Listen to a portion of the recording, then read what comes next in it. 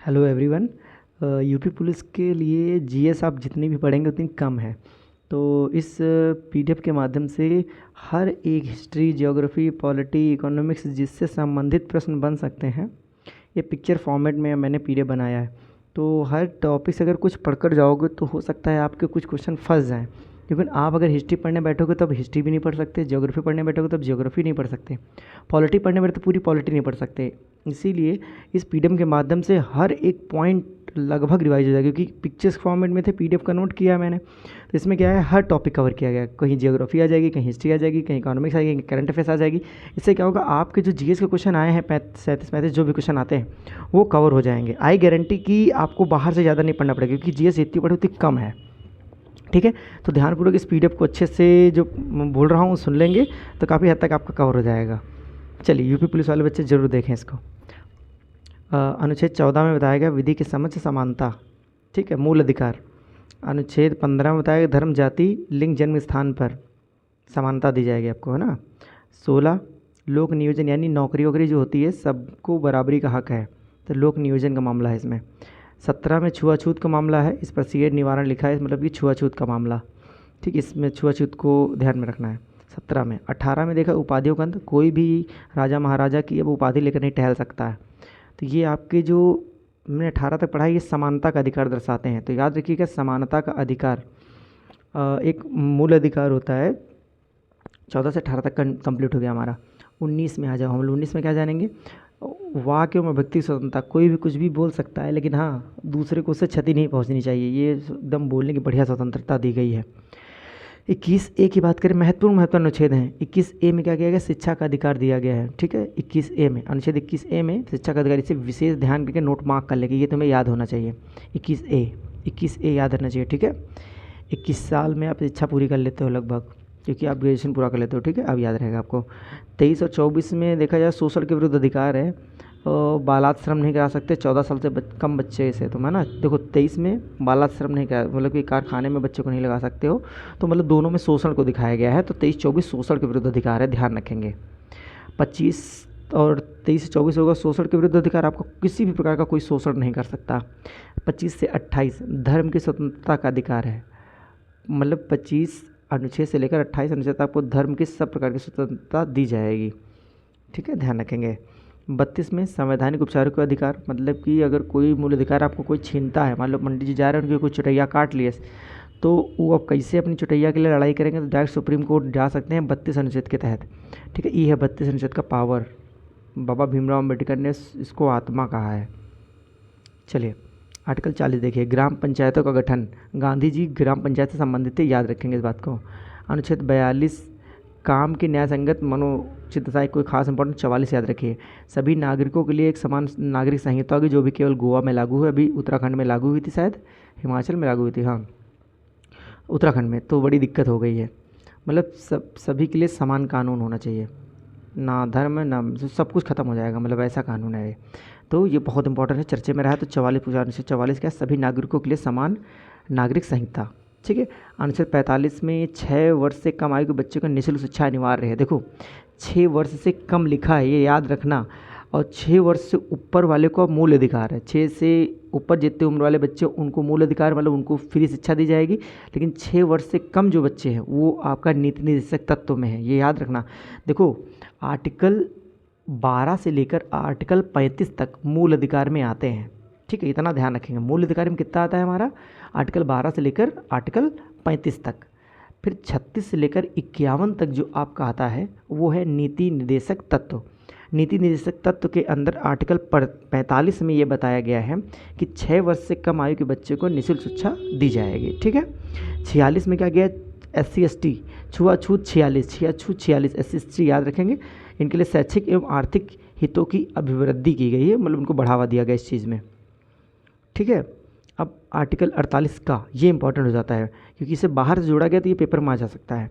Article 48 का है पर्यावरण का संरक्षण एवं संवर्धन, वन्य जीवों की रक्षा।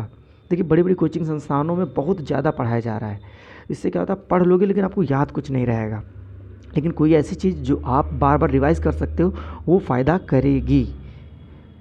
अब ये एक्सपीरियंस मैं किस बल पे दे रहा हूँ, क्योंकि मैंने भी क्वालिफाई किए हैं एग्ज़ाम, तो उस हिसाब से बता रहा हूँ आपको कि क्या चीज़ पढ़नी चाहिए, क्या चीज़ नहीं पढ़नी चाहिए, किससे होगा। और मिडिल गरीब क्लास बच्चे जो होते हैं वो पढ़ते बहुत ज़्यादा हैं, उसके बाद उनका कुछ होता नहीं है। क्यों? क्योंकि वो प्रैक्टिस में लैक हो जाते हैं, लैक ऑफ प्रैक्टिस रहता है उनमें। तो जितनी हो सके उतनी बार से रिवाइज़ कर लेंगे, वीडियो को देख लेंगे तो ज़्यादा फ़ायदा होगा। जितना हो सके उतना भैया शेयर कर लीजिएगा अपने दोस्तों में, और लाइक वाइक करे तो कर देना भैया, शेयर सब्सक्राइब कर देना। ठीक है, आगे चलते हैं हम। 52 में राष्ट्रपति का बताया गया है, ठीक है, ये ठीक है। और 61, हाँ 61 आर्टिकल 61 बहुत इंपॉर्टेंट है। राष्ट्रपति महाभियोग चलाने की प्रक्रिया को बताया गया है। आर्टिकल 72 क्षमा आदि मामलों में दंडादेश निलंबन राष्ट्रपति की शक्ति, मतलब राष्ट्रपति की शक्ति है कि वो किसी के पाप, अगर कोई दंड वंड दिया गया किसी को तो माफ़ ऑफ कर सकता है, माफ़ करने की पूरी शक्तियाँ इसमें 72 में दी गई। अगर राष्ट्रपति को भी सजा दिया तो 72 के तहत अपनी सजाएँ माफ़ कर लेता है वो। आर्टिकल 63 में भारत के उपराष्ट्रपति की चर्चा किया गया है। और 89 में संसद का है, 80 में राज्यसभा है, 81 में लोकसभा। ये तीनों आर्टिकल इंपॉर्टेंट है, सरला याद रखो। संसद 89, 80 याद रहेगा तुम्हें, ठीक है, याद रखना। लोकसभा समझे ना, 81 में। 85 में संसद के 17 वसान विघटन के बारे में 85 आर्टिकल में कहा गया है संसद का 17 वसान, मतलब किसी का वसान तब लगता है जब किसी का टूटना फटना होता है, विघटन। चलो बंद कर देना किसी चीज़ को।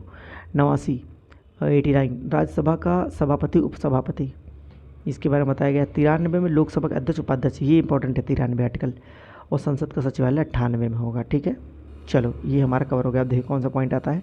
अब साहित्य में अकादमी पुरस्कार, देखो अब पॉलिटी में जो पढ़ना था, पॉलिटिक्स कितने क्वेश्चन, सारे क्वेश्चन पॉलिटी से बना देगा नहीं ना, एक ही आध आर्टिकल बनेंगे तो तुमको बता दिया गया है। जैसे आर्टिकल 112 में बजट को बताया गया, बताया कि नहीं बताया गया। आर्टिकल 76 में महान न्यायाधीश बताया गया है। आर्टिकल 148 में महानियंत्रक लेखा परीक्षक ये बताया गया है।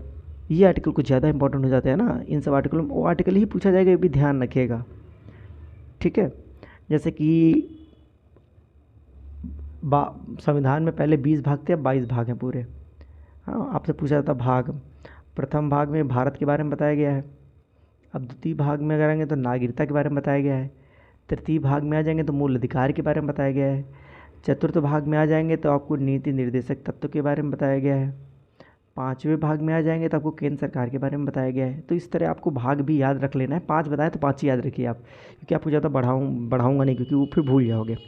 चलो लिख लेना जब मैंने बोला है, क्योंकि इसमें वो लिखा मेंशन नहीं गया है ना। अब आते हैं प्रथम साहित्य अगर माखनलाल चतुर्वेदी को कब मिला था? 1955 में। दूसरा किसको मिला था? वासुदेव शरण अग्रवाल का नाम बहुत सुना होगा आपने, 1956 में मिला था। और तुमसे ये भी पूछा जाता है कि हिम्मत रंगिनी काव्य किसने लिखा। अब तुम जो पेपर में हिंदी का कोई रचना टीचर देता है तो वो देने के पीछे उसके पीछे लॉजिक होता है, बिना लॉजिक का कोई प्रश्न नहीं बनता पेपर में। तो मान लो हिम्मत रंगिनी रचना ही दे दिया किसकी है, तो माखनलाल चतुर्वेदी की। क्यों इसने दिया पेपर में? बिकॉज इस पर उनको साहित्य अकादमी पुरस्कार मिला था, ठीक है। मैंने और मेरे भाई ने भी एक हिंदी साहित्य के लिए किताब लिखी थी, तो हम लोग को लखनऊ में साहित्य का कोई एक डिपार्टमेंट है, मैं भूल गया हूँ, हाँ लखनऊ में ही है साहित्य विभाग, वहाँ से हम लोग को सर्टिफिकेट मिले थे। तो बाद में बताऊँगा सब कुछ, चलो पहले याद करो। अब तीसरा आचार्य नरेंद्र देव 1957 बौद्ध धर्म दर्शन, ठीक है।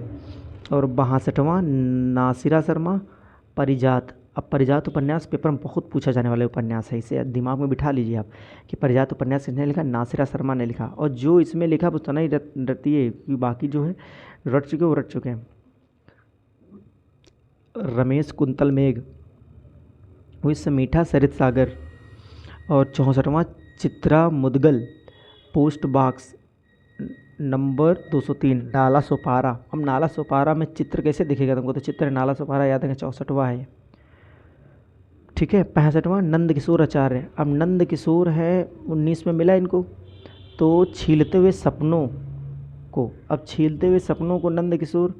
अब ये बताइए पूछे जाने चांस क्यों है? अगर पूछ दिया छीलते हुए अपनों को, तो सपनों बता रहा था, सॉरी, तो अपनों को। अब रचना आएगी तो कहाँ से तुम पढ़ के जाओगे? कितना भी रचना पढ़ लो नहीं पढ़ोगे, बिकॉज ये इसलिए इंपॉर्टेंट हो है क्योंकि इस पर कुछ खास हुआ है। जब किसी रचना पर कुछ खास हो, जैसे गबन गोदान प्रेमचंद का है, तो इस पर आपको पेपर में देखने को मिलेगा तो आप टक कर लोगे। लेकिन सेवा सदन आ गया, नमक का दरोगा आ गया, ये सब कहानियाँ प्रेमचंद की हैं।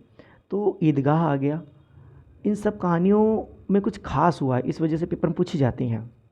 अब चंद्रकांता किसकी रचना है ज़रा बताइएगा हमें। चलो आगे देखते हैं। अब 66वां अनामिका 2020 में मिला। टोकरी में दिंगत देखिए, ये 64वां 62वां कुछ ना पूछा जाएगा, ये गारंटी है हमारी। ठीक है, पूछा जाएगा तो लास्ट 2023 वाला 22 वाला 69वां और 68वां, या तो पहला। बीच के सब नाटक नहीं पूछा जाएगा, लेकिन रचनाएं पूछी जाएंगी, इसमें आप नहीं कर सकते कुछ। तुमड़ी के शब्द, अब तुमड़ी के शब्द पेपर में आएगा, तुम सोचते रह जाओगे बद्री नारायण कब लिख दिए। तो बद्री नारायण चौधरी प्रेमघन एक कवि थे। तो तुमड़ी के शब्द लिखा उन्होंने। 69वां संजीव जी को मिला, मेरे सर संजीव सोच sir, I like him very much. तो संजीव सर, तो मुझे पहचानो मैं हूँ कौन, मैं हूँ डॉन। तो ये 69वां मिला था उनको, है ना, मुझे पहचानो उपन्यास है ये। अब पेपर में आ जाएगा मुझे पहचानो उपन्यास किसका है, तो तुम लो मच्छर मारो, तुमको याद है नहीं कुछ। बिकॉज हम लोग ये नहीं जानते। देखिए, पेपर में क्वालिफाई करने के लिए कुछ रणनीतियाँ होती हैं, केवल पढ़ने से पेपर क्वालिफाई नहीं होता है। नहीं, पढ़ने वाली संख्या बहुत ज़्यादा है। जस्ट यूज़ द क्लू, और क्लू आपको इसी तरह टीचरों से मिलते हैं कि कहाँ से पेपर क्यों बनाया गया। चलिए, हमारा काम तो पढ़ाना, तो बता रहा हूँ मैं तुमको, कुछ हुआ तो दिमाग में बिठा लीजिए। आगे आ जाइए, ज्ञानपीठ पुरस्कार, दैट्स वेरी इंपॉर्टेंट। अब प्रथम आपको याद रखना जरूरी हो जाता है, बाद में 23 का याद कर लेना। तो जी शंकर ग्रुप, जो लोग ज्ञानी होते हैं ना, वो थोड़ा सर्कल में ज़्यादा अच्छे नहीं होते हैं, ग्रुप होता है थोड़ा सा। चलो ठीक है, जी शंकर ग्रुप। तो इसमें सावन में चल रहा है, शंकर का नाम ऐसे भी याद रहेगा। प्रथम ज्ञानपीठ पुरस्कार मिला शंकर ग्रुप को 1965 में। क्या लिखा था उन्होंने? ओटक्सल मलयालम, ओटक्सल ओटक्सल मलयालम। ओके। और सुमित्रा नंदन पंत का नाम याद है कि चिदम्बरा कितनी बार पूछी गई रचना ये। ज्ञानपीठ पुरस्कार सुमित्रा नंदन किस पर मिला था? चिदम्बरा पे मिला था। पेपर में बिठा लीजिए, इंटर में बहुत पूछी जाती है। 18वां महादेव वर्मा को मिला यामा पर, जानते हो यामा दीपशिखा इनकी बहुत प्रमुख रचनाएं हैं। ठीक है। और 28वां नरेश मेहता को संपूर्ण हिंदी साहित्य। अब 28वां इंटर सब भूलते रहो, ये कोई मतलब नहीं है। अब कौन सा लिखा है? जैसे अंग्रेजी किसने लिखी? अमिताभ घोष ने लिखी। अब हिंदी में अंग्रेजी तो पेपर इंपॉर्टेंट हो गया ना। तो और कुछ बताने वाला है लास्ट में, आ जाओ। दामोदर मौजे कोंकणी भाषा के लिए मिला है, दामोदर मौजे को। ठीक है, ये ध्यान रखेंगे, दामोदर मौजे का नाम बहुत चलता है। ये हल्के बने कोंकणी भाषा के लिए। चलो आगे आ जाते हैं थोड़ा सा। अब प्रमुख झीलें आज देखो, ज्योग्राफी आ गई, देखो तुम्हारी पॉलिटी आ गई, उसी तरह वहाँ पर पॉलिटी का हिंदी आ गई, हिंदी के बाद आपका ज्योग्राफी मतलब जीएस पोर्शन अगर कवर करोगे तो काफ़ी हद तक तुम्हारा कवर हो जाएगा। बाकी तो पढ़ ही लेना, जो पढ़ा है तुमने पूरे साल ही पढ़े हो, क्या कर सकते हो। चलो पढ़ते हैं। जम्मू कश्मीर में कौन सी? डल झील, वुलर झील सबसे ज़्यादा इंपॉर्टेंट है। ये सब पीसेस स्टैंडर्ड की हैं कि नागिन झील, मानबल झील, कैसरबाग झील, केसनाग झील, तरसर झील। झीलों की कोई संख्या बेलिमिट झीलें हैं, लेकिन डल और वुलर दोनों मीठे पानी की झील हैं। चेनाब नदी से गुजरती है, इसलिए पानी इनमें रुकता नहीं है। जहाँ पानी रुक जाता है वो नमकीन झीलें हो जाती हैं। कीप इन माइंड ऑलवेज, डल झील, वुलर झील। ओके। अब हिमाचल प्रदेश में सूरज ताल नहीं दिखेगा क्या? दिखना चाहिए तुमको हिमाचल प्रदेश में सूरज ताल। जितने ताल से रिलेटेड है हिमाचल प्रदेश में घुस जाना, और उत्तराखंड में भी घुसने वाले ताल हैं, लेकिन हिमाचल प्रदेश में कुछ ज़्यादा ताल हैं। चलो उत्तराखंड देखते हैं। देखो उत्तराखंड में ताल हैं। सत्ताल झील, भीमताल झील, नैनीताल झील, खुरपात ताल झील, देवताल झील। अब पेपर में आ जाएगी तो तुम झिलझिला जाओगे एकदम से। बस सूरज ताल हिमाचल में, याद रखना सूरज ऊंचे होता है, हिमाचल ऊंचे उत्तराखंड से। ठीक है, तो always keep in mind. Sattal झील, भीमताल पूछा था उत्तराखंड में। तरह नैनीताल तो दुनिया को पता उत्तराखंड में है। तालों में ताल नैनीताल। ओके, चलो आगे जाता हूँ। हरियाणा में दमदमा झील। भाई सारे फाइटर लोग कहाँ रहते हैं? हरियाणा में रहते हैं, तो दम है वहाँ पर। दमदमा झील कहाँ होगी? हरियाणा में होगी। चलो आगे आ जाओ।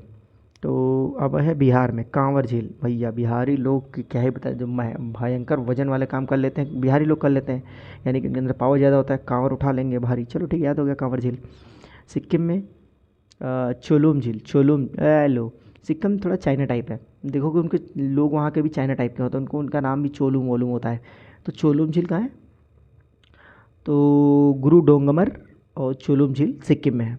मणिपुर में लोकटक झील, दैट्स वेरी इंपॉर्टेंट। मणिपुर की लोकटक झील ना भूलना कभी भी। ठीक है, वो सब नहीं पूछा जाएगी, जो बताऊंगा वो था। जैसे लोकटक झील पेपर में पूछा जाएगी, याद कर लीजिए से। और चिल्का झील पूछा जाएगी उड़ीसा में, हुसैन सागर झील हैदराबाद में, याद रखेंगे। और यार एक झील यहाँ पे दिखाई नहीं उन्होंने, एक पुलकट लेक है। हाँ अरे दिया तो है। आंध्र प्रदेश और तमिलनाडु के बॉर्डर पर होती है। तमिलनाडु और आंध्र प्रदेश के बॉर्डर पर, बॉर्डर वाली अगर झील पूछे कौन सी है, तो पुलकट झील, याद रखिएगा, बॉर्डर वाली झील पुलकट झील। ठीक है। और कौन सी झील बता दूँ? डिडीवाना झील पूछा जाता है राजस्थान में। डिडीवाना झील कहाँ है? राजस्थान। और सांभर झील, जो कि नमकीन पानी की सबसे बड़ी झील है भारत में। ठीक है, नमकीन पानी की सबसे बड़ी झील सांभर झील है, लेकिन याद रखेंगे सबसे बड़ी लैगून झील जो नमकीन है वो चिल्का झील है। ठीक है, चलो, केरल में पेरियार झील है, बहुत लंबी झील है ये। वेम्बनाड झील सबसे लंबी, सॉरी, केरल में वेम्बनाड झील है, वेम्बनाड। पेरियार व वेम्बनाड याद रखेंगे आप। तमिलनाडु में ऊटी, आहा, ऊटी बहुत अच्छा स्थान है, जाइए, शादी वगैरह हो जाए आपकी, पुलिस वुलिस बन जाइए, घूम कर टहल के रहिए। ऊटी जाएंगे तो आपको पता चलेगा, वाह ऊटी में खूटी गाड़ना चाहिए। चलो आगे बढ़ते हैं हम लोग। देखो मैपिंग कवर हुई, झीलें कवर होगी। अब थोड़ा सा ग्रीन हाउस गैस देख लो आप। मीना का जलवा, oh my God, methane, nitrous oxide, carbon dioxide, जल, जलवाष्प, ओजोन, ये सब क्या है? ग्रीन हाउस गैसेज हैं। ग्रीन हाउस क्या होता है भैया? देखो, सूर्य प्रकाश जब पृथ्वी पर आता है तो पृथ्वी से टकराता है।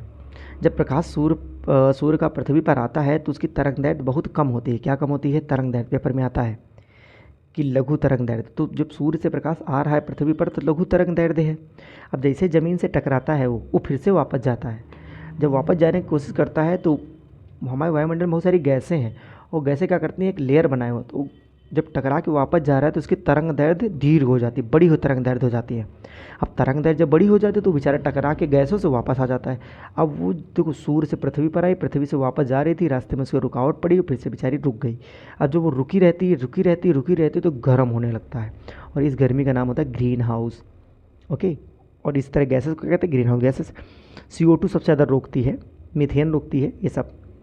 ठीक है, तो ग्रीन हाउस गैस समझ में आ गया, नहीं आ गया? इस समय सबसे नंबर 1 पर green house gas carbon dioxide, number 2 पर है आपकी नाइट्रस ऑक्साइड। ये पी से स्टैंडर्ड हो गया। अब आगे बढ़ते हैं हम लोग, खटाखट पड़ा। चलो, ये भी पेपर में तुम्हारा पूछा जाता है, जैसे कि राजघाट महात्मा गांधी की समाधि है, विजय घाट लाल बहादुर शास्त्री, किसान घाट चौधरी चरण सिंह। चौधरी चरण सिंह जानते हो, एक भी दिन संसद में नहीं गए, प्रधानमंत्री जब बने थे। ठीक है, 2 मिनट के बेटा, जितना नहीं मेरे दोस्तों, नहीं आपको हो गए, रही ये तो बड़े हो गए। ठीक है, कोई नहीं, चलो। किसान घाट चौधरी चरण सिंह बता दिया मैंने। वीर भूमि राजीव गांधी जानते हो, मार दिए गए थे। तो महाप्रयाण राजेंद्र प्रसाद, याद कर लीजिए इस बात को, महाप्रयाण किसी समाधि है? राजेंद्र प्रसाद की।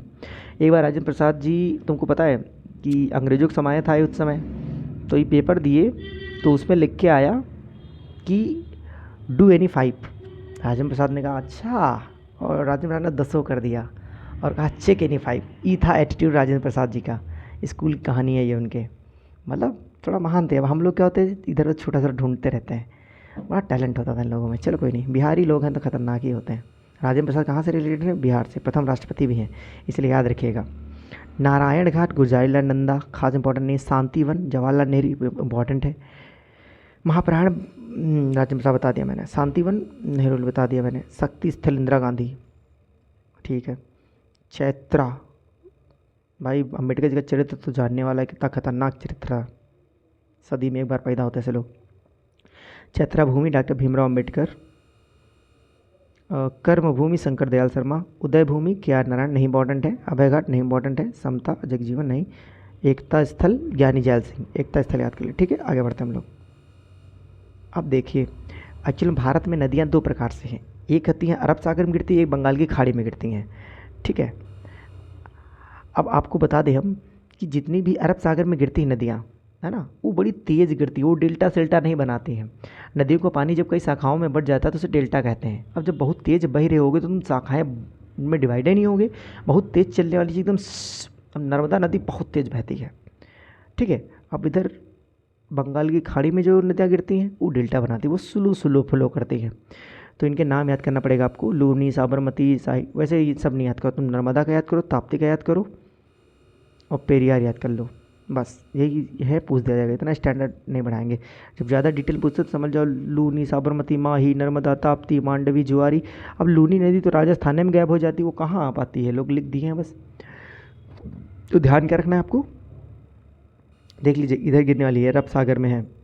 लूनी जो है अरब सागर वाली मामला है, इधर बंगाल खाड़ी वाला है। ठीक है, तो पुम्बा, पेरिया, भरतपुजा, शरावती, जुआरी, मांडवी, ताप्ती नहीं, नर्मदा, ताप्ती, माही, ये तो याद ही कर लो। साबरमती भी याद कर लो, नर्मदा, ताप्ती, माही, मांडवी, ये थोड़ा सा याद कर लो इधर वाली। बाकी तुम इधर देखो, दामोदर, स्वर्णरेखा, वैतरणी, ब्राह्मणी, महानदी, गोदावरी, कृष्णा, पेन्नार, कावेरी, वैगई, तो ये सब क्या है, बंगाल खाड़ी में गिरने वाली नदियाँ। ठीक है, ध्यान रखेगा। नर्मदा, ताप्ती, बहरहाल याद रखिए कि पेपर में यह पूछ दिया जाएगा, हमको पता है, ज़्यादा नहीं पूछते वो लोग। चलो, सब लिख दिया और सिंबलाइज कर दिया कहाँ कौन सी गिर रही है। आगे देखते हैं हम लोग, आगे जब आ गया युद्ध, आ गए हिस्ट्री आ गई, देखो अब मज़ा आ जाएगा आपको। मेड़ता का युद्ध कब हुआ था? 1790 में हुआ था। मेड़ता का युद्ध कब हुआ? 1790 ईस्वी में हुआ था। किस यंत्र का प्रयोग समुद्र की गहराई मापने में होता है? फैदोमीटर का। किसका हो? फैदोमीटर। किस यंत्र का प्रयोग समुद्र की गहराई मापने में होता है? किस यंत्र का प्रयोग समुद्र की गहराई मापने में होता है? फैदोमीटर का। पोस्ट ऑफिस के लेखक कौन है? रविन्द्रनाथ टैगोर। पोस्ट ऑफिस एक रचना है। सरदार सरोवर योजना किस नदी पर है? नर्मदा पर। सरदार सरोवर, सरदार जी वही नर्मदा नदी पर, उनका इसलिए बना दिया गया है, तो याद ही रखेंगे। सरदार वल्लभ भाई पटेल का यूनिटी, जानते हो, बिल्डिंग नर्मदा नदी पर है। ठीक है। ये तो गड़बड़ लिख गया, वतन क्या है? पटियाला, पंजाब। ईसाई धर्म में सबसे प्रसिद्ध चर्चों में से एक सेंट पीटर्स बेसिलिका किस शहर में से? वेटिकन सिटी में। किसी क्षेत्र में सार्वजनिक उपलब्धि के लिए भारत सरकार द्वारा अर्जुन पुरस्कार दिए जाते हैं खेल में, ये याद रखना। अभी जो चैंपियन चंदू पिक्चर आई है, वो एक मतलब कि व्यक्तित्व पर ही बनी है। उनको वो बेचारे क्या बताएं, चंदू चैंपियन पिक्चर देखो तो पता चल जाएगा कि अर्जुन पुरस्कार के लिए वो कितना लड़े थे। तब राष्ट्रपति से अभी पिछले ईयर शायद मिला उनको, नहीं, रामनाथ कोविंद जी ने दिया था। हाँ, रामनाथ कोविंद जी ने दिया था उनको, तो नहीं 2-3 साल पहले की बात है। चलो, अब लाभ हानि के महत्वपूर्ण फॉर्मूले हैं ये बच्चा गणित वाला मामला है, ये छोड़ो। लाभ हो चाहे हानि हमेशा ऊपर लिखा जाता है, टोटल पैसा हमेशा नीचे लिखा जाता है, इतना ध्यान रखना बस। अगर कभी कभी हानि प्रतिशत, तो देख लो कि हानि कितने रुपया की हुई, वही का ऊपर है लिखा जाता, ऊपर लिखा जाता, बाकी कुल धन नीचे लिखा जाता, इतना ध्यान रखो तो काफ़ी हद तक काम हो जाएगा तुम्हारा। अब हेन सांग हर्षवर्धन के काल में ही आएंगे ना, क्योंकि हा दोनों के नाम में है ना, इसीलिए ध्यान रखेंगे, आप भूलेंगे नहीं। अब मेगास्थनीज की बात करें तो भैया मेगास्थनीज चंद्रगुप्त मौर्य में आ गया, क्योंकि मौर्य एम फॉर मैग्नीज, मैग्नीज मेगास्थनीज याद रखेंगे भाई। अब फरफरा रहे हैं, चंद्रगुप्त मौर्य हैं। हयन सांग में तो आ नहीं सकते, सॉरी हर्षवर्धन में तो फान आ नहीं सकते, चंद्रगुप्त मैक पीढ़ी इनका, चंद्रगुप्त द्वितीय, चंद्रगुप्त द्वितीय याद रखेंगे, मौर्य नहीं, चंद्रगुप्त द्वितीय, ये अलग चीज़ है। इसका नाम विक्रमादित्य भी था, चंद्रगुप्त द्वितीय का नाम विक्रमादित्य भी था। फाहियान चीन यात्री था। निकोली कोंटी इटली का है, निकोली कोंटी इटली का है, विजयनगर शासक देवराय के समय आया था। Niccolo Conti, Conti Italy, Conti Italy Vijayanagara शासक देवराय राज्य में है। डायमेकस सीरिया का है, डायमेकस सीरिया का है, डायमेकस सीरिया का है, बिंदुसार के राज्य में आया था डायमेकस। डोमिंगो पायस पुर्तगाल का है, डोमिंगो पायस पुर्तगाल का है। निकोलो कोंटी इटली का है, इसमें कोई डाउट है किसी को? नहीं होना चाहिए, फाहियान ठीक है। डोमिंगो पायस पुर्तगाल का है, विजयनगर शासक किसने देखो, डोमिंगो पायस, देखो ये बात इंपॉर्टेंट है कि निकोलो कोंटी इटली का है, विजयनगर देवराय के समय में आया। निकोलो कोंटी इटली, विजयनगर शासक देवराय, देवर, निकोलो कोंटी इटली देवराय, ठीक है। आ गया था डोमिंगो पायस, डोमिंगो पायस, पायस कृष्णदेव राय, जो कृष्णदेव को पायल है, पायस पुर्तगाल से है। William Hawkins Thomas Roe England के, जहांगीर के शासनकाल में आए थे। चलो आगे आ जाते हैं हम लोग। भारत में खेल में देखा जाए तो हॉकी है, यूएस का बेसबॉल है, बहुत देशों को नहीं पता होता है, यही सब पेपर में आएगा, डोंट वरी। जब ये पीरियड तुम पढ़ लोगे तो तुम्हें एहसास होने लगा, ओ माय गॉड कम समय में ज़्यादा कवर हो गया, हर टॉपिक टच कर लिया इसमें। चलिए फटाफट पढ़ते नहीं, बातें बहुत ज़्यादा हो जाएंगी। भारत में हॉकी है, यूएस में बेसबॉल, स्पेन में सांड का युद्ध हो गया था, यही तो अभी चर्चे का विषय बन गया था कि कई लोग मर जाते हैं सांड के युद्ध में स्पेन के चक्कर में, वहाँ चल रहा है चर्चे में, हटा दिया जाए इसको। कनाडा की आइस हॉकी है। भूटान में तीरंदाजी चलती है आज भी, भूटान में जाओ तो मैं तीरंदाजी लोग करते नजर आएंगे, सक सक। चीन table tennis. France football, France football, फा फार फू फा फू याद रखेंगे। चीन में टेबल टेनिस लोग खेलते रहते हैं, दिन भर देखता हूँ, वो खाने खा रहे थे टेबल पे ही टेनिस खेलना चालू करते, टेबल टेनिस चीन। इंग्लैंड में क्रिकेट बताइए। जापान में जूडो, जूडो जेफा जापान, याद रखेंगे ट्रिक है। ऑस्ट्रेलिया का क्रिकेट है, इसीलिए कभी हारते नहीं वो लोग। पाकिस्तान लेकिन इस बार नचा नचा के मारा भारतीय वालों ने। पाकिस्तान में हॉकी खेली जा रही है आजकल, क्योंकि भारत की हॉकी है तो इनकी भी हॉकी होगी। ब्राज़ील में फ़ुटबॉल है, ब्राज़ील में फ़ुटबॉल है। चलो आ जाओ, अब हिस्ट्री पे आ जाते हैं ना, संस्थापक देख लेते हैं। ब्रह्म समाज में राजा राम मोहन राय है, आर्य समाज में स्वामी दयानंद सरस्वती है। ब्रह्म समाज की स्थापना किसने की? ब्रह्म समाज की स्थापना राजा राम मोहन राय ने की। आर्य समाज की स्थापना स्वामी दयानंद सरस्वती ने की। प्रार्थना समाज केशव चंद्र सेन ने की। और ब्रह्म समाज की स्थापना कब हुई? 1828 में हुई। आर्य समाज की स्थापना कब हुई? 1875 में हुई। प्रार्थना समाज की स्थापना कब हुई, ये आप बताओ। दीन इलाही मनसबदारी प्रथा अकबर, दीन इलाही और मनसबदारी प्रथा, दीन इलाही अकबर। भक्ति आंदोलन रामानुज ने चालू किया था। उत्तर भारत में भक्ति आंदोलन कैसे चला? रामानुज दक्षिण भारत के थे साथ, हाँ ठीक। सिख धर्म गुरु नानक ने स्थापना कर दी भैया। अब भक्ति आंदोलन की स्थापना रामानुज ने कर दी, सिख धर्म तो गुरु नानक सबको पता है। बौद्ध धर्म गौतम बुद्ध, जैन धर्म महावीर स्वामी, सबको पता है। वास्तविक वैसे स्थापना तो उन्होंने किया था ऋषभ देव ने, बट वास्तविक स्थापना हुई थी महावीर स्वामी संस्थापक। पारसी धर्म के प्रवर्तक जरथुष्ट थे, पारसी धर्म के जरथुष्ट। शक संवत कनिष्क ने चला दिया। मौर्य वंश का संस्थापक चंद्रगुप्त मौर्य था। और विक्रमी संवत और शक संवत 1878 ईस्वी पूर्व का होता है ना। 78 वर्ष याद रखेंगे शक संवत। और शायद विक्रमी संवत होता है 57 का, है ना। और एक और होता है, मैं भूल गया हूँ उस समय, चलो याद आएगा बताऊँगा। न्याय दर्शन गौतम बुद्ध ने चालू किया था। गौतम बुद्ध जानते हो न्याय के लिए प्रसिद्ध हैं। वैशेषिक दर्शन महर्षि कणाद, कणाद मतलब कण, परमाणु की विशेष चीज़, वैशेषिक दर्शन तो इन्हीं को देना था। बात ध्यान रखें, बहुत विशेष बात कणाद ने कह दी। सांख्य दर्शन की बात करें, महर्षि कपिल, ठीक है। योग दर्शन के महर्षि पतंजलि, योग तो पतंजलि सबको पता। सांख्य दर्शन की बात करें महर्षि कपिल। कपिल मेरे गांव में एक लड़के हैं जो हमेशा गिनतियाँ गिनते रहते थे, उनको गिनतियाँ याद नहीं होती थी, इसीलिए उनको संख्या कह देते थे। तो मेरे गांव कहानी अलग है। मीमांसा दर्शन महर्षि जैमिनी, मीमांसा दर्शन महर्षि जैमिनी। मीमांसा जो मन का हो वो करो। मीमांसा वैसे मैं भूल गया हूँ, नहीं आपको बताता मीमांसा का मतलब क्या होता है, चलो कोई नहीं, जैमिनी याद रखिए आप। अब अभी भारत रत्न मिला था, आपको वो भी याद रखना पड़ेगा। कौन कौन से व्यक्तित्व हैं? श्री कर्पूरी ठाकुर, पूर्व मुख्यमंत्री बिहार, अभी जनवरी में इनको मिला। तो आपको ये याद रखना चाहिए कि कर्पूरी ठाकुर को भारत रत्न मिला। लाल कृष्ण आडवाणी को भारत रत्न मिला, उप प्रधानमंत्री। पीवी नरसिम्हा राव को मिला, पीवी नरसिम्हा राव को भी मिला। एमएस स्वामीनाथन को मिला। अभी तो ये ख़त्म हुए थे 98 वर्ष की उम्र में एमएस स्वामीनाथन। मैं सबसे पूछता हूँ एमएस का फुल फॉर्म बताओ, कि बताता ही नहीं है। तुम लोग भी भैया लाइक सब्सक्राइब कर दो, कमेंट में नाम बता दो, टिप्पणियाँ लिख दो, सब्सक्राइब भी कर देना अगर मन करे तो, अच्छा लगे तो करना। चौधरी चरण सिंह पूर्व प्रधानमंत्री, इनको भी मिला, ठीक है। किसान के लिए जाना जाता है। अब इसमें कुछ खास नहीं, हिंदू की आबादी इतनी है 79.8%, मुस्लिम कितनी ये आप लर्न कर लीजिए, कोई खास बड़ी बात नहीं, पेपर में पूछा जाएगा। ध्यान रखने वाली बात यह है, स्वतंत्रता के बाद केवल 81, 2001 और 2011 में जनसंख्या लिंगानुपात में वृद्धि हुई। सर्वाधिक वृद्धि कब हुई? 2001 में हुई। पेपर में ही पूछा जाएगा आपसे बस, कि मतलब कि देखा जाए स्वतंत्रता के बाद सर्वाधिक वृद्धि कब हुई थी लिंगानुपात में, तो आपको 2001 याद रखना। 876 से 898 हो गई थी। आगे देखते हैं, ये कोई चार तो नहीं। नोबेल पुरस्कार भारती, ये भाई तगड़ी बात आ गई हमारे पास। रवि सर हमारे सुबह आम ना बिके अब। रविन्द्रनाथ टैगोर को 1913 में सबसे पहले मिला था नोबेल पुरस्कार पाने वाले भारतीय। तो रवि सर, तो रविन्द्रनाथ टैगोर 1913, रविन्द्रनाथ टैगोर ने कौन सी उपाधि त्यागी थी? शायद नाइटहुड की उपाधि त्याग दी थी जलियांवाला कांड जब हुआ था। थोड़ा सा कन्फ्यूजन है, नाइटहुड की उपाधि थी ना शायद।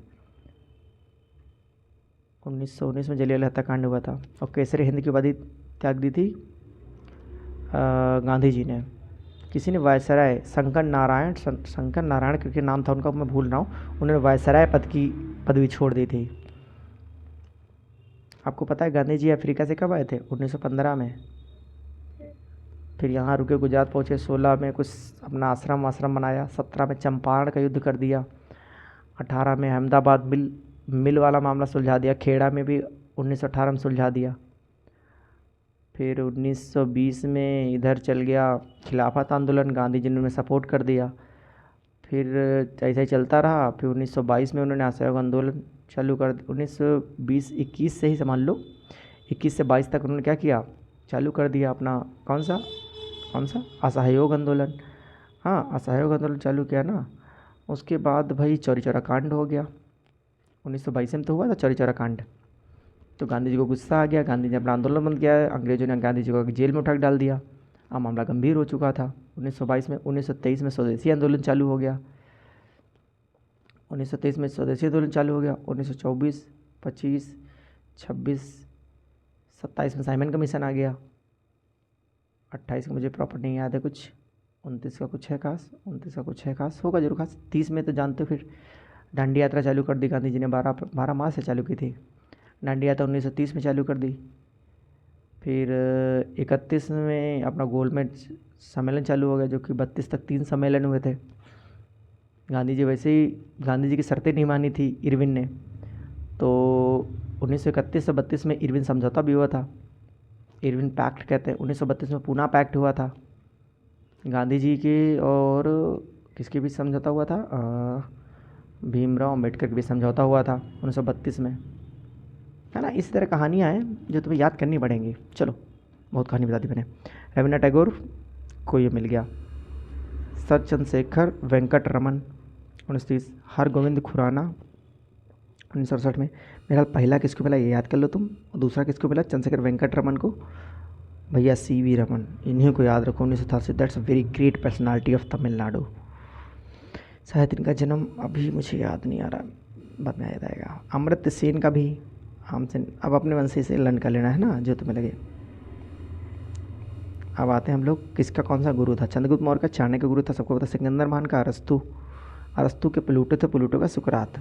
बड़ा टैलेंटेड लिखा किसी ने। महात्मा गांधी ने गोपाल कृष्ण गोखले, गोपाल कृष्ण गोखले के गुरु MG रानाडे थे। कबीरदास के रामानंद, सूरदास के वल्लभाचार्य, मीराबाई के रायदास थे। तुलसीदास बाबा नरहरदास, सुभाष चंद्र बोस के चित्तरंजन दास, शिवाजी के राजनीतिक गुरु दादोजी कोंडदेव, शिवाजी के आध्यात्मिक गुरु रामदास, बिरसा मुंडा के आनंद पांडे, स्वामी विवेकानंद के रामकृष्ण परमहंस, स्वामी दयानंद सरस्वती के स्वामी ब्रजानंद। ये पेपर में फंसा लेगा कि स्वामी दयानंद के सरस्वती गुरु कौन थे, स्वामी ब्रजानंद। चलो,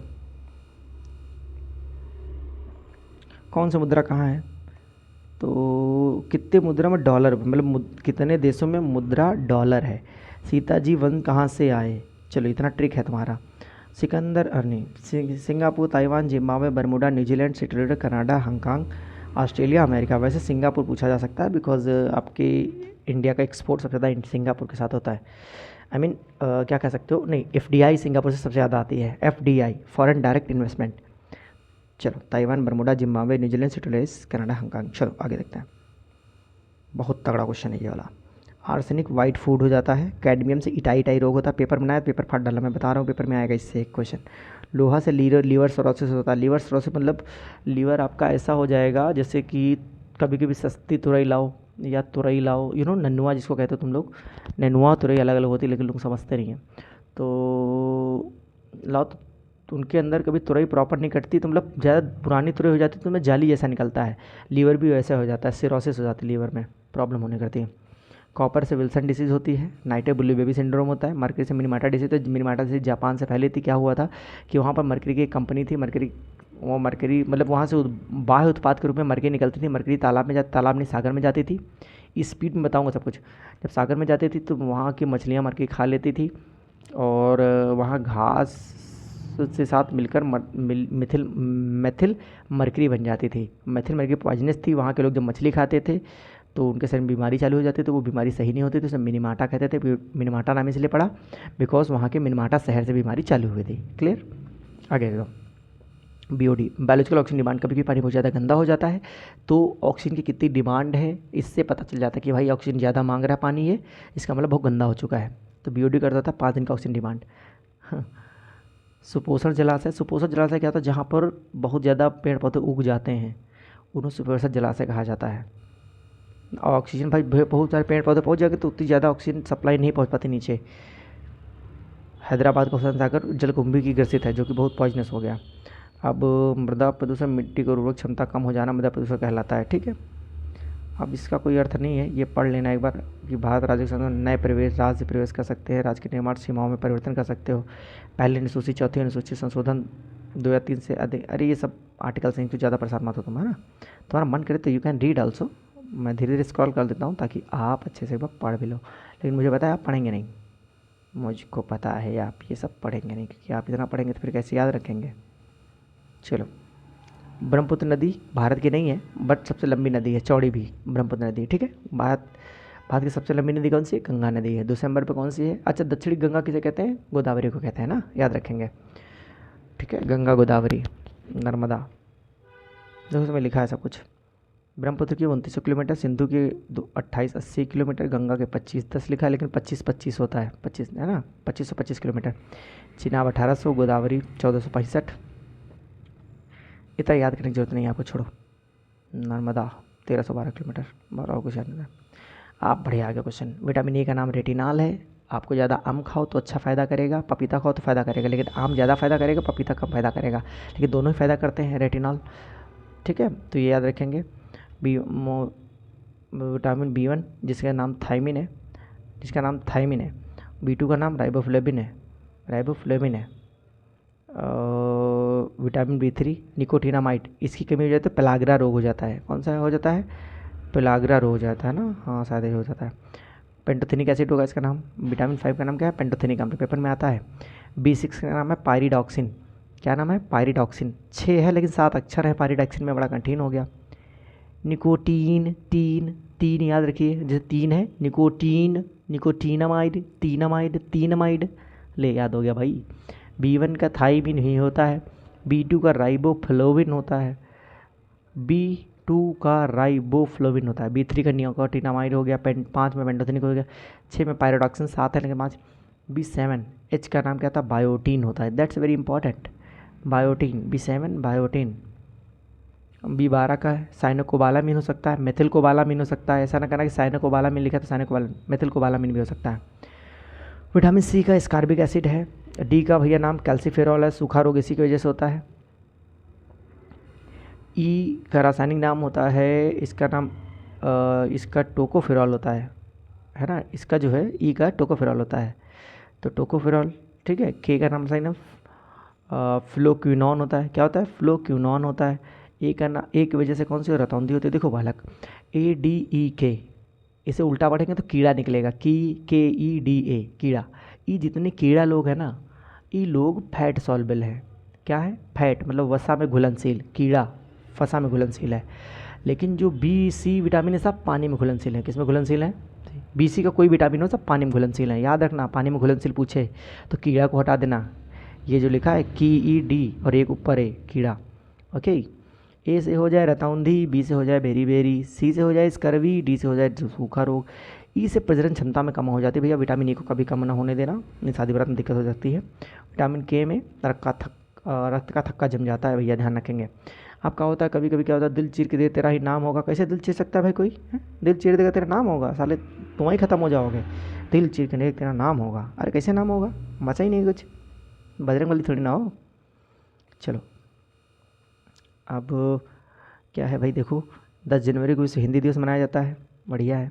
9 जनवरी को प्रवासी भारतीय दिवस, और 2 फरवरी को जो मनाया जाता है, यही याद कर लो बस, एक ही पेपर में आएगा। विश्व राष्ट्रभूमि दिवस कब मनाया जाता है? 2 फरवरी को मनाया जाता है, मानो मेरी बात। 4 फरवरी को कैंसर दिवस मनाया जाता है। और राष्ट्रीय विज्ञान दिवस, यही तो चंद्रशेखर वेंकट रमन, जिनको नोबेल प्राइज़ सेकंड मिला था अभी थोड़ी देर पहले 1930 में बताया था मैंने, बिकॉज वो व्यक्तित्व तगड़ा था उनका, तो उनके नाम पर ही विज्ञान दिवस मनाया जाता है। तो 28 फरवरी को विज्ञान दिवस मनाया जाता है। और 3 मार्च को विश्व वन्यजीव दिवस मनाया जाता है। 8 मार्च को अंतर्राष्ट्रीय महिला दिवस मनाया जाता है। 22 अप्रैल पृथ्वी दिवस मनाया जाता है। और अभी 16 अक्टूबर को, हाँ, खाद्य दिवस मनाया जाता है। बस 16 अक्टूबर को अगर खाद्य दिवस मनाया जाता है, 16 सितंबर को ओजोन दिवस मनाया जाता है। 16 सितंबर ओजोन दिवस, 16 अक्टूबर खाद्य दिवस, लेकिन इतने ही से पूछ दिया जाएगा जो इधर वाले शुरुआत वाले हैं। 22 मार्च को याद रखो जल दिवस मनाया जाता है। मेरे एक दोस्त का बर्थडे भी होता है 22 मार्च को, होता है 21 मार्च को है, बट 22 मार्च बता रहा हूँ। तो दूसरा 22 मार्च, 22 अप्रैल आ जाओ पृथ्वी दिवस, 22 अप्रैल पृथ्वी दिवस हो गया। वीडियो लाइक किया नहीं किया? करो पहले लाइक करो, मन याद करके तुमको बता रहे हैं हम, लाइक भी नहीं करो, कर दिया, गुड, आगे चलते हैं। 22 अप्रैल, फिर 22 जुलाई को जैव विविधता दिवस होता है। अब 22 जून को नहीं याद है, नहीं तो क्या बताएंगे 22 जून को हम तुमको। 22 मई को अंतर्राष्ट्रीय जैव विविधता, और ये 22 मई को हम भूल, 22 मई को भूल गया ना, हम जुलाई बोले थे ना मुझसे, ओ माई गॉड, बाई मिस्टेक निकल गया। तो मई अंतर्राष्ट्रीय जैव विविधता दिवस मनाया गया। 5 जून को विश्व पर्यावरण दिवस मनाया गया। 21 जून को अंतर्राष्ट्रीय योगा दिवस, बिल्कुल हो गया ना, आगे जाते हैं। चलो, और हॉलोकॉस्ट भारत में कब लागू हुआ? 1919 में। जलियांवाला हत्याकांड कब हुआ? 1919 में हुआ। हीराकुंड बांध, हीरा महान लोग के पास होता है, तो हीराकुंड बांध महानदी में बन गया। महान लोग, भारत की सबसे लंबी नदी कौन सी है? गंगा है, पता है तो थोड़ी देर पहले। एनी बेसेंट होम रूल मतलब अपने घर का नियम लगा दिया हमारे पर 1916 में, हम 16 साल के जब लगाए था। भागीरथी और अलकनंदा गंगा में कहाँ मिलती हैं? देवप्रयाग में मिलती हैं। देव, एक रुद्रप्रयाग होता है जहाँ मंदाकिनी मिलती है अलकनंदा से। रूम याद रखो, रूम, रुद्रप्रयाग, ठीक है, रुद्रप्रयाग मंदाकिनी, अलकनंदा मंदाकिनी से मिल जाते, ठीक है। गिद्ध और भांगड़ा किस लोक नृत्य हैं? पंजाब के। ग्राम पंचायत गांधी जी 40 में रहते हैं। गिद्ध और भांगड़ा पंजाब में। सुनते हो, आपको पता है कि सारे गिद्ध खत्म होते चले जा रहे हैं क्योंकि एक दर्दनाशक टैबलेट होती है डेक्लोफेनाक, जिसको खाने से गिद्ध को हार्ट अटैक आ सकता है, उनकी किडनी खराब हो सकती हैं। इसलिए गिद्ध बेचारे मरे जानवर को खा लेते थे, बेचारे मर जाते थे। क्यों क्यों मर जाते थे? क्योंकि उनके शरीर में डिक्लोफेनाक जाता था तो मामला गंभीर हो जाता था। लोग जो इंजेक्शन लगाते हैं ऑक्सीटोसिन का, दूध देने के लिए कौन सा इंजेक्शन लगता है? Oxytocin. Reserve bank of India का मुख्यालय कहाँ है? बम्बई में है। पोंगल किस राज्य में? तमिलनाडु। सबको पता है हैजा रोग के कारण होता है जीवाणु की। जो उत्तर प्रदेश में कितना क्षेत्रफल है? 2,40,928 किलोमीटर स्क्वायर। उत्तर प्रदेश सबसे बड़ा जिला कौन सा? लखीमपुर खीरी। क्षेत्रफल के हिसाब से, जनसंख्या के हिसाब से आप बताइए। प्रयागराज होगा शायद, आपको यहाँ पता होना। उत्तर प्रदेश का आकार कैसा है? लंबवत है। उत्तर प्रदेश जिलों की संख्या 75। कोयले के जलने से कौन सी गैस मिलती है? कार्बन डाइऑक्साइड निकलती है। याद रखें, अगर कम जले तो कार्बन मोनोऑक्साइड भी निकल सकती है, कार्बन डाइऑक्साइड की छोटा भाई। मनुष्य के लार में पाया जाना टाइलिनेज एमाइलेज भी कहते हैं, जो स्टार्च को पचाता है, ना कि कार्बोहाइड्रेट को। ध्यान रखेंगे, स्टार्च एक कार्बोहाइड्रेट है, लेकिन कार्बोहाइड्रेट वो ब्रेक होने के बाद हो जाता है। याद रखेंगे, पैनक्रियाज से निकलने वाला अग्न्याशयिक रस पूर्ण पाचक रस कहलाता है। पेपर में क्वेश्चन पूछा जाएगा, पूर्ण पाचक रस कौन सा? अग्न्याशय से निकलने वाला रस। सबसे बड़ा महाद्वीप कौन सा है? एशिया। विश्व का सबसे बड़ा मरुस्थल कौन सा है? सहारा मरुस्थल विश्व का सबसे बड़ा मरुस्थल है। कभी कभी पूछता है दक्षिण एशिया का सबसे बड़ा मरुस्थल थार मरुस्थल। ओके, दक्षिण भारत का नहीं पूछेगा, दक्षिण एशिया का सबसे बड़ा मरुस्थल पूछेगा तो आप सहारा मत लगा दीजिएगा, तो वो सहारा अफ्रीका में है। दक्षिण एशिया मतलब भारत का ही सबसे बड़ा मरुस्थल दक्षिण एशिया का पूछा, ऐसा नहीं पूछा कि नॉर्थ एशिया का। नॉर्थ एशिया का अलग है, दक्षिण एशिया का वही है, याद रखेंगे। चलो, इसका कोई अब पढ़ रहा है बच्ची हिंदी तो आप याद ही कर लेंगे, उसमें क्या ही मैं बताऊँ। भाखड़ा नागर सतलज नदी पंजाब में है। लोग भांगड़ा कहाँ करते हैं? पंजाब में करते हैं, तो बात याद हो गई। सतलज नदी भांगड़ा। इंदिरा गांधी भाई सतलज नदी पर राजस्थान में। इंदिरा गांधी, इंदिरा में राजस्थान आ जाता है, इंदिरा राजस्थान, इंदिरा नहर भी राजस्थान, सतलज नदी, ठीक है। हीराकुंड बांध की महानदी मैंने बताया था उड़ीसा में है। हीराकुंड उड़ीसा, उड़ीसा याद रखिए, ट्रिक बना के। तुंगभद्रा आंध्र प्रदेश। द्रा लगा, आंध्रा में भी द्रा लगा है, याद रहेगा। तुंगभद्रा नदी आंध्र प्रदेश, याद रहेगा। नागार्जुन सागर कृष्णा नदी पर है। नागार्जुन, नाग के ऊपर कृष्ण भगवान तो उठे थे, खड़े हो गए थे नागार्जुन पर, तो नागार्जुन सागर कहाँ पर है? आंध्र प्रदेश में है। फरक्का बांध भैया भागीरथी नदी पर है, पश्चिम बंगाल में। चलिए, काकरा पारा, पेपर बहुत पूछा जाता है, गुजरात का मामला है ये, ताप्ती नदी पर है ना। काकरा पारा पेपर में याद करिए, पेपर में आएगा। उकाई ताप्ती नदी गुजरात। वीडियो ज़्यादा बड़ा हो रहा है, 50 मिनट से ज़्यादा नहीं होना चाहिए। रिहंद उत्तर प्रदेश इडुक्की परियार केरल। टिहरी बांध भागीरथी नदी उत्तराखंड। कोयना महाराष्ट्र। सलाल चिनाब नदी पर है। सलाल कहाँ पर है? सलाल चिनाब नदी पर है, चिनाब नदी पर। कोयना कहाँ है? कोयना नदी महाराष्ट्र पर है। स्वर्ण रेखा झारखंड। शिव समुद्रम कावेरी कर्नाटक। मेट्यूर बांध कावेरी नदी तमिलनाडु। और तेनुघाट बांध दामोदर घाटी झारखंड, और दामोदर घाटी दामोदर नदी झारखंड। तो आज का वीडियो इतना ही बड़ा रखते हैं, एक नेक्स्ट वीडियो भी बनाऊंगा। इस वीडियो पे कितने लाइक कमेंट्स आएंगे उसके हिसाब से मैं नेक्स्ट वीडियो अपलोड करूँगा। तब तक ले टाटा बाय बाय। अगर मन करे तो थोड़ा सब्सक्राइब कर दो यार, तुम लोग तो और हो। सब लोग पुलिस दरोगा बन जाना तो कमेंट कर देना, जीएस वाला मामला है, don't worry. Okay, tata bye bye.